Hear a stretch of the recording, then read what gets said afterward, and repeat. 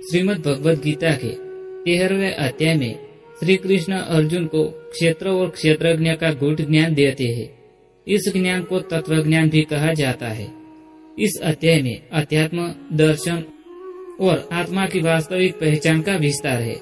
यहाँ श्री कृष्ण आत्मा और शरीर, परमात्मा और प्रकृति तथा ज्ञान और अज्ञानता के बीच का अंतर स्पष्ट करते हैं। जय श्री कृष्णा दोस्तों, स्वागत है आपका अपनी इस YouTube चैनल में और आप देख रहे हैं मोटिवेशनल एंड स्पिरिचुअल ज्ञानवर्धक वीडियोस। दोस्तों, आज के इस नए वीडियो में हम आपको श्रीमद् भगवद गीता के 13वें अध्याय का लाभ और महात्म्य समझाने वाले हैं और इससे जुड़ी एक प्रेरणादायक कहानी भी सुनाने वाले हैं, जिसे अच्छे से सुनना और समझना, ताकि इस ज्ञान से आपके मन को शांति और दिल को सुकून मिलेगा और आपके जीवन की सारी समस्याओं का समाधान भी मिलेगा। दोस्तों, यह दिव्य ज्ञान अपने दोस्तों के साथ, अपने परिवारजनों के साथ शेयर करें, ताकि यह दिव्य ज्ञान उनको भी मिल सके।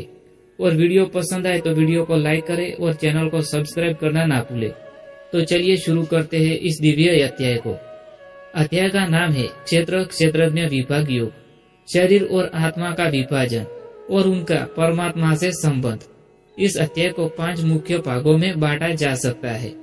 पहला है क्षेत्र, जिसका अर्थ होता है शरीर की प्रकृति। दूसरा है क्षेत्रज्ञ, जिसका अर्थ होता है आत्मा की प्रकृति। ज्ञान, सच्चे ज्ञान का तत्व है। ज्ञेय, ज्ञेय अर्थात परमात्मा का स्वरूप। प्रकृति और पुरुष अर्थात सृष्टि का आधार और आत्मा का संबंध। हम इन 5 गुणों को विस्तार से समझने वाले हैं। पहला है क्षेत्र। क्षेत्र का अर्थ है शरीर, जिसे आत्मा उपयोग करती है। अनुभव करने और कर्म करने के लिए श्री कृष्ण कहते हैं कि यह शरीर ही क्षेत्र है। यह 5 महाभूतों अर्थात पृथ्वी, जल, अग्नि, वायु और आकाश, मन, बुद्धि, अहंकार और इंद्रियों से बना हुआ है। यह शरीर नश्वर है, परिवर्तनशील है और प्रकृति से उत्पन्न हुआ है। इसमें जन्म, मृत्यु, बुढ़ापा, रोग, सुख दुख जैसे अनुभव होते हैं। आत्मा इस शरीर को एक वस्त्र की तरह धारण करती है। दूसरा गुण है क्षेत्रज्ञ। क्षेत्रज्ञ वह तत्व है जो शरीर को जानता है, अर्थात आत्मा।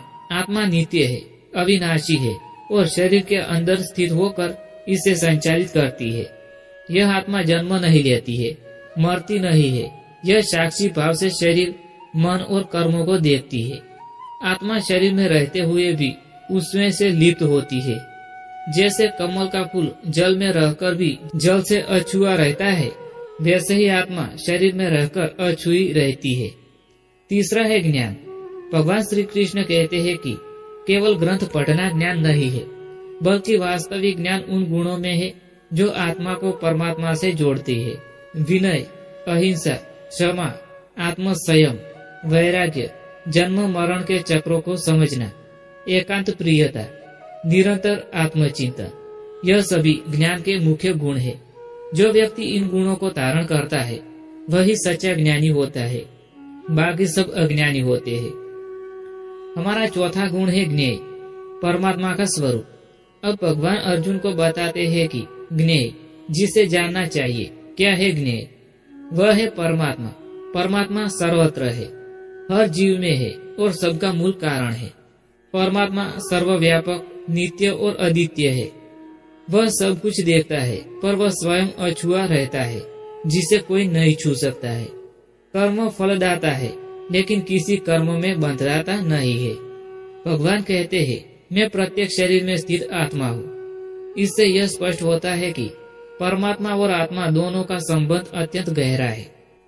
हमारा 5वां गुण है प्रकृति और पुरुष, सृष्टि की रचना और आत्मा का संबंध। प्रकृति वह है जिसे संसार की सृष्टि होती है। पंचतत्व, मन, इंद्रिय, अहंकार आदि इसी से उत्पन्न होते हैं। पुरुष अर्थात आत्मा, जो प्रकृति से जुड़कर कर्म करता है। श्री कृष्ण बताते हैं कि प्रकृति से ही शरीर और मन आदि उत्पन्न होते हैं। आत्मा प्रकृति से जुड़कर कर्मों का अनुभव करती है। जन्म और मृत्यु का चक्र इसी कारण चलता है। लेकिन जो आत्मा अपने शुद्ध स्वरूप को जान लेती है, वह इस चक्र से मुक्त हो जाती है। ज्ञान का वास्तविक स्वरूप आत्मबोध है। आत्मा शरीर से भिन्न है, यह शाश्वत, चेतन और अचल है। परमात्मा सबके भीतर स्थित रहते हैं। वह साक्षी है और मार्गदर्शक भी है। जो व्यक्ति आत्मा और परमात्मा का संबंध जान लेता है वह मोक्ष प्राप्त करता है। दोस्तों, अब हम जानने वाले हैं 13वें अध्याय के लाभ। पहला लाभ है मृत्यु का भय समाप्त होता है। जब हम यह समझते हैं कि आत्मा अमर है तो जीवन में आने वाले परिवर्तन हमें विचलित नहीं करते हैं। दूसरा लाभ है जीवन की दिशा स्पष्ट होती है। शरीर को साधन समझकर आत्मा के कल्याण की ओर चलने की प्रेरणा मिलती है। तीसरा लाभ है संबंधों में संभाव आता है। जब हम समझते हैं कि हर शरीर में वही परमात्मा है तो क्रोध, ईर्ष्या, घृणा दूर हो जाती है। चौथा लाभ है मोक्ष की ओर प्रगति होती है।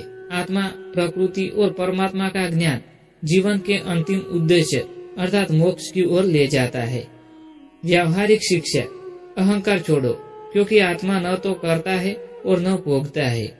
कर्म करो, फल की चिंता मत करो, क्योंकि परमात्मा सबका फल देता है। ध्यान और साधना करो, जिससे आत्मा का अनुभव संभव हो सके। दूसरों में भी परमात्मा को देखो, इससे करुणा और प्रेम पैदा होता है। इस अध्याय की सीख, भगवद गीता का 13वां अध्याय अत्यंत रहस्यमय और गूढ़ है।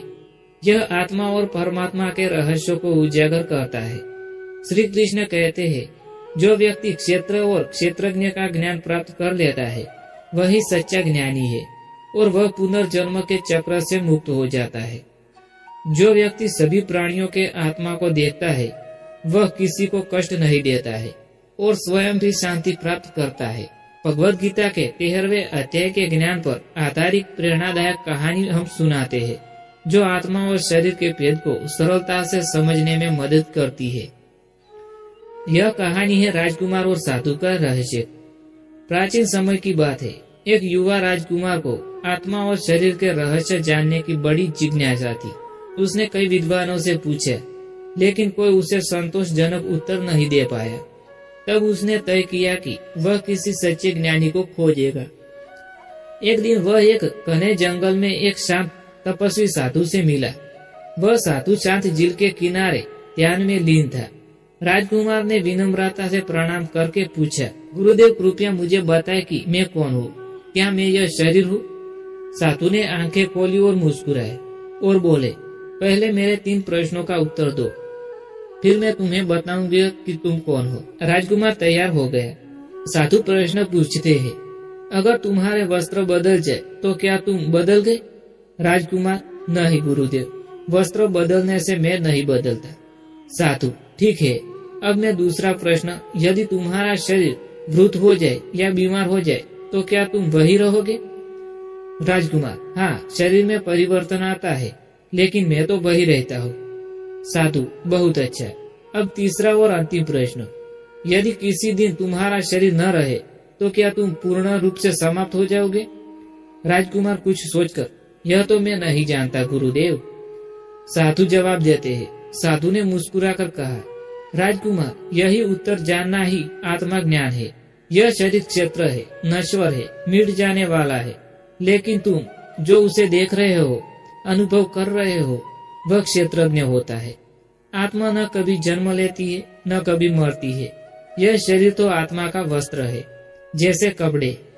शरीर जल सकता है, कट सकता है, बीमार हो सकता है, लेकिन आत्मा अमर और अजर है, अविनाशी है, शुद्ध है और नित्य है। जैसे सूर्य बादलों से ढक कर रहता है लेकिन जलता नहीं, वैसे ही आत्मा शरीर में रहते हुए भी उससे छूती रहती है, अर्थात उस शरीर को छूती नहीं है। राजकुमार की आंखें खुल गई। वो अब समझ गया था कि वह केवल शरीर नहीं है बल्कि चेतन आत्मा है। इस कहानी की सीख, हम शरीर नहीं है बल्कि चेतन आत्मा है। शरीर नश्वर है, आत्मा शाश्वत है। सच्चा ज्ञान शरीर को पहचाना नहीं, आत्मा को जानना होता है। जो आत्मा को जान लेता है वही सच्चा ज्ञानी और मुक्त आत्मा होता है। दोस्तों, इसी के साथ यह ज्ञानवर्धक वीडियो यहाँ समाप्त होता है। मैं उम्मीद करता हूँ कि आपको पसंद आया होगा।